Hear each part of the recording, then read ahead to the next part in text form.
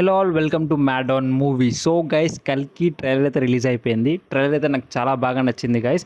వేరే లెవెల్ ఉంది, ఎక్సలెంట్ ఉంది ట్రైలర్ అయితే. నాగార్జున విజన్ కనిపిస్తుంది అసలు ట్రైలర్లో. ఎక్సలెంట్ ట్రైలర్ కట్, చాలా బాగుంది. ఇన్ని రోజులు ఆ అవుట్పుట్ని చాలా దాచారు, అసలు ఏది బయటికి రాకుండా ఇంత స్పాన్, ఇంత వరల్డ్ బిల్డింగ్ ఎలా దాచారో అసలు నాకు అర్థం కావట్లేదు నాగార్జున గారు. అండ్ సినిమా ఎప్పుడో రిలీజ్ అవ్వాలి, బట్ ఎలక్షన్స్ వల్ల కొన్ని రీజన్స్ వల్ల పోస్ట్పోన్ అవుతూ వచ్చింది. అండ్ ఎప్పుడో 11 months బ్యాక్ అనుకుంటా గ్లిమ్సీ రిలీజ్ చేశారు. గ్లిమ్సీకే బాబోయ్ ప్రభాస్ మళ్ళీ ఒక కొత్త వరల్డ్, బాహుబలి తర్వాత ఆ రేంజ్ మూవీ తీస్తున్నాడని అలా ఎక్స్పెక్టేషన్స్ ఉండే. అండ్ అసలు చాలా కాంటెంట్ అయితే చాలా రిలీజ్ చేయలేదు, సాంగ్స్ కూడా రిలీజ్ చేయలేదు. అండ్ ఏదో అలా పోస్టర్స్తో మేనేజ్ చేస్తున్నారు, ప్రమోషన్ సరిగ్గా లేవు. సినిమా ఏమవుతుందో, బడ్జెట్ ఏమో చాలా ఎక్కువ, 700 crores సినిమా ఏమవుతుంది అని చాలా భయపడ్డారు ఆడియన్స్ కానీ ఫ్యాన్స్ కానీ. ఎక్స్పెక్టేషన్స్ లేవు, తగ్గిపోతున్నాయని. అండ్ అప్పుడు అలా కొన్ని బుజ్జి భైరవ సిరీస్ అనేది రిలీజ్ చేశారు, 2 episodes అమెజాన్లో. అండ్ అది కూడా అమెజాన్ సబ్స్క్రిప్షన్ ఉన్న వాళ్ళు చూస్తారు, చాలామంది తెలిసిన వాళ్ళు చూస్తారు. గ్రౌండ్ రియాలిటీలో చాలామందికి తెలీదు బీబీ సిరీస్ అనేది వచ్చింది, అదే బుజ్జి అండ్ భైరవ అనేది. అండ్ చాలామందికి తెలియదు, రీచ్ అవుద్దా, అసలు బుజ్జి ఎవరో తెలుసా, భైరవ ఎవరో తెలుసా అని, ఈ బుజ్జి కార్ ఏంటి ఇది అని చాలామందికి తెలియదు. అండ్ అలాంటి టైంలో చాలా గ్యాప్ తీసుకొని రీసెంట్గా అయితే ట్రైలర్ అయితే రిలీజ్ చేశారు. అప్పుడైతే చాలామందికి ఎక్స్పెక్టేషన్స్ పెరిగిపోయాయి. నాకైతే పీక్స్లో ఉంది ఎక్స్పెక్టేషన్స్.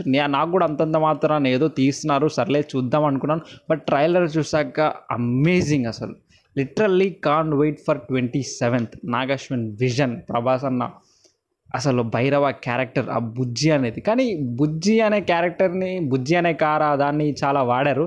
అండ్ ట్రైలర్లో మాత్రం సైడ్ క్యారెక్టర్ లాగా తీశారు భయ్య, అసలు ఎక్కువగా వాడలేరు. డైలాగ్స్ కూడా అంత వినిపించలేదు, ఏదో ఒక్క డైలాగ్ అంతే. అండ్ ట్రైలర్ విషయానికి వస్తే విజువల్స్ కూడా చాలా బాగున్నాయి గైస్, వేరే level visuals. And starting Kashi first place అంటారు, అండ్ తర్వాత వరల్డ్లో లాస్ట్ ప్లేస్ అంటారు. అండ్ తెలిసి కలియుగం వచ్చేసరికి వరల్డ్లో ఉన్న చాలామంది జనాలంతా ఓన్లీ కాశీకే వచ్చేస్తారేమో.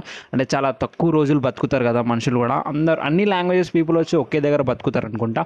అక్కడ మీరు ప్రీలూడ్లో గమనిస్తే చాలా లాంగ్వేజెస్లో డిఫరెంట్ లాంగ్వేజెస్లో షాప్స్ నేమ్స్ ఉంటాయి. అండ్ ప్రీలూడ్ చూసిన వాళ్ళకైతే చాలా బాగా అర్థం అవ్వచ్చు. ప్రీలూడ్ చూడకుండా డైరెక్ట్ మూవీకి వెళ్తే అర్థం కాదు, నాకు తెలిసి యూనిట్స్ ఏంటి అది అని టైం పట్టుద్ది. అండ్ క్యారెక్టర్ విషయానికి వస్తే భైరవ అంటే ఒక బౌంటీ హంటర్. అసలు భైరవ అనే క్యారెక్టర్ అయితే చాలా ఎంజాయబుల్గా ఉంటుంది, చాలా ఫన్ ఉంటుంది, చాలా ఎంజాయ్ చేస్తాం. బుజ్జి అండ్ భైరవ ట్రాక్ అయితే చాలా బాగుంటుంది. ప్రీలూడ్లో అయితే చాలా బాగుంది, చాలా సినిమాలో కూడా అదే మెయింటైన్ అవుద్ది అని నేనైతే అనుకుంటున్నాను. అండ్ ట్రైలర్లోనే మనం చూసాము ప్రభాస్ అన్న ఫన్ మాత్రము. అండ్ సినిమాలో ప్రభాస్ అన్న ఒక బౌంటీ హంటర్ కాబట్టి ప్రభాస్ అన్నకి ఒక పెద్ద బౌంటీ అయితే వస్తుంది. అందులో బుజ్జి చెప్తుంది చూడండి, సమ్ 85 star బౌంటీ అంటుంది కదా. సో అది వచ్చేసి దీపికా పడుకోనే. సో మనకి పురాణాల ప్రకారం కల్కి మదర్ పేరు వచ్చేసి సుమతి అనమాట. సో అందుకే అలా డీటెయిలింగ్గా సమ్ 80 అని ఇచ్చారు. సో 1 million బౌంటీ అని అయితే వస్తుంది. అప్పుడే ప్రభాస్ అన్నకి 1 million నువ్వు ఎప్పుడైనా చూసావా అని ఈ షాట్ వస్తుంది. అండ్ నెక్స్ట్ మీరు ఇందులో గమనిస్తే ప్రభాస్ అన్న ఇలా అంటారు, పొద్దున్నే ఫైట్ అండ్ బుజ్జి ఎంత మంచి కళ ఉన్నాను తెలుసా, మనం కాంప్లెక్స్లో ఉన్నామంట. అండ్ నెక్స్ట్ మీరు ఇది ఇక్కడ గమనిస్తే ఈ విజువల్స్ మీరు గమనించవచ్చు. ఇది నేను శంబలా అని అయితే అనుకుంటున్నాను, అండ్ కొంతమంది కాంప్లెక్స్ అంటున్నారు, లేదా నేను శంబాలా అని అయితే అనుకుంటున్నాను. అండ్ ఇది సినిమాలో ఉండొచ్చు డెఫినెట్గా. అండ్ నేనేమనుకుంటున్నానంటే ప్రభాస్ అన్నకి ఇది డ్రీమ్లో వస్తుందని నేను అనుకుంటున్నాను. ఈ శంబాలా సిటీ అనేది ప్రభాస్ అన్నకి డ్రీమ్లో వస్తుంది. అండ్ ఇక్కడ మీరు ప్రభాస్ అని డైలాగ్ కొడతాడు, మీరు చూడండి, ఎంత మంచి కళ ఉన్నాను తెలుసా. అండ్ ఈ శంబాలా అనే సిటీ అనేది ప్రభాస్ అన్నకి డ్రీమ్లో వస్తుంది. ఈ విజువల్స్ అన్ని కాంప్లెక్స్ అని అంటాడు కదా, ఇది ఆయనకి డ్రీమ్లో వస్తుందని నేనైతే అనుకుంటున్నాను. అండ్ హీరోయిన్ అయితే దిశా పటాన్, అది తెలిసిందే, ఎందుకంటే ప్రభాస్ అన్నకి దిశా పటాన్కి ఒక సాంగ్ కూడా షూట్ చేయడం జరిగింది.